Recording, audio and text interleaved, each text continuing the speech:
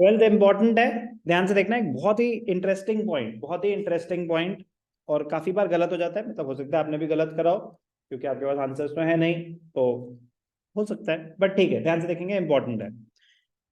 Linux Limited issued 12,000 8% debentures of rupees 100 each at a discount of 5%. Payable 25% on application, 20% on allotment, and the balance after 3 months. बहुत important है, बहुत important है। First step ये है सबसे important, कि stage wise पैसे कितने हैं।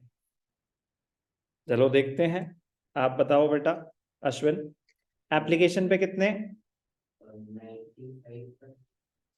अब ये एक इंपॉर्टेंट क्वेश्चन हो जाता है कि 25% किसका सर, 100 का या 95 रुपीज, क्योंकि डिस्काउंट है 5 रुपए का। तो ये सब जो परसेंटेजेस है, they are always calculated on the face value. ये जो परसेंटेजेस हैं always calculated on the face value, always calculated on the face value. तो बताओ, अब बता दो एप्लीकेशन कितनी। भाई साहब रास्ता मत बताओ, सीधा आंसर बताओ। 25 rupees. Do you need a calculator? ठीक है जी, 25 रुपीज। अलॉटमेंट कितनी है? करेक्ट। पॉइंट ये नहीं है, पॉइंट ये है कि 20 बिफोर डिस्काउंट है या आफ्टर डिस्काउंट। मतलब मैं 20 रुपीज तो हो गया, बट भाई साहब डिस्काउंट भी है क्वेश्चन में। अब आप 100 की कैलकुलेशन कर रहे हो, तो मतलब डिस्काउंट अभी हमें करना है, और कुछ मेंशन नहीं है तो डिस्काउंट होता है अलॉटमेंट पे। तो यही सबसे ट्रिकी पॉइंट है जो अब होगा, कि ये 20 एक्चुअली 25 - 20 है या 20 - 5 है। मतलब ये जो 20 रुपीज है, ये बिफोर डिस्काउंट है या आफ्टर डिस्काउंट है। This is the most important point.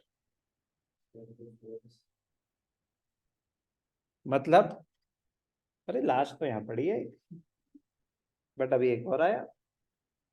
चलो वो वाला मरा था, हाँ सॉरी। ये 20 - 5 करना है, हो सकता है आपके हिसाब से ये। तो उस केस में क्या हो जाएगा, टोटल डिबेंचर है 100 का, ठीक है ना। तो फिर उस केस में क्या हो जाएगा, 55। हो सकता है आप सही हो सकता है आप गलत हो। आप क्या कहना चाहेंगे, कि ये सही बोल रहा है या गलत बोल रहा है? तब तक मैं इसके दोस्त को ढूंढता हूँ, उसको भी अपने दोस्त के पास भेजते हैं। हाँ बेटा,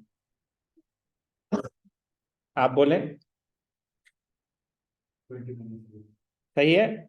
नालायक, गलत है बिल्कुल। ध्यान से देखना, तो यही मैंने आपको समझाया ना, कि ये मोस्ट इंपॉर्टेंट पॉइंट है और इसमें गलती हो जाती है, तो ऐसा कोई बुरा मानने वाली बात नहीं, हो जाती है, कॉमन एरर। इसीलिए तो मेरा मन करा ये क्वेश्चन कराने का, क्योंकि मुझे पता था आप बड़े कॉन्फिडेंस के साथ गलत कर रहे होंगे। तो डिस्काउंट में खासकर ऐसा होता है, पेबल। पेबल का मतलब होता है इतने पैसे देने हैं।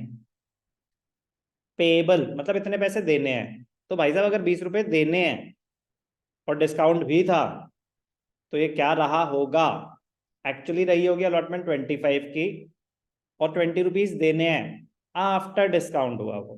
पेबल अमाउंट है ये, कितना है पेबल, तो ये आफ्टर डिस्काउंट है। बात समझ आई? तो फिर ये कितना हो जाएगा, 50। चेंज कर दिया ना फाइनल कॉल का amount, first and final call का, उसमें 55 आ रहा था, तो वो गलत हो जाता, वो गलत हो जाता। बात समझ आई? तो ये खास ध्यान लैंग्वेज को पढ़ना है डिस्काउंट के केसेस में, कि अगर तो उन्होंने खुद ही बता रखा है 20 including discount, including premium, excluding जो भी है, नहीं बोला ना, पेबल बोल रहा है, तो पेबल मतलब आफ्टर डिस्काउंट होता है। पेबल मतलब आफ्टर डिस्काउंट, इतने पैसे देने हैं, that is after discount, discount के बाद इतना amount.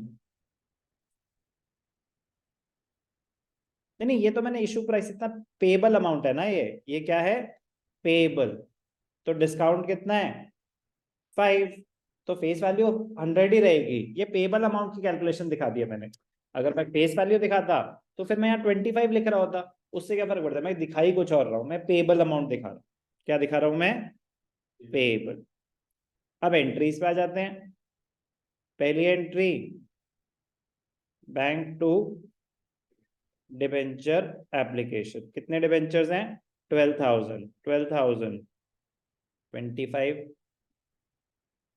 12, okay, 3 lakhs, 3 lakh rupees। 12 2s are 24, 12 5s are 60, 3 lakh rupees। Debenture application 2, कौन से डिबेंचर्स हैं? 8% debentures.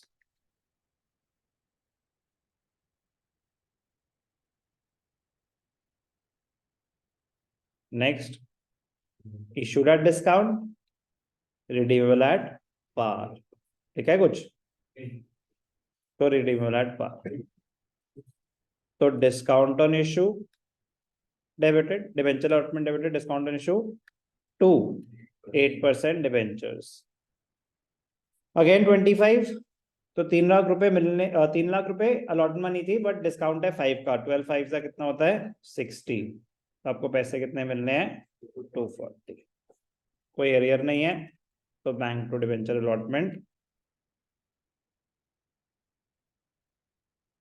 Bank to debenture allotment कितना?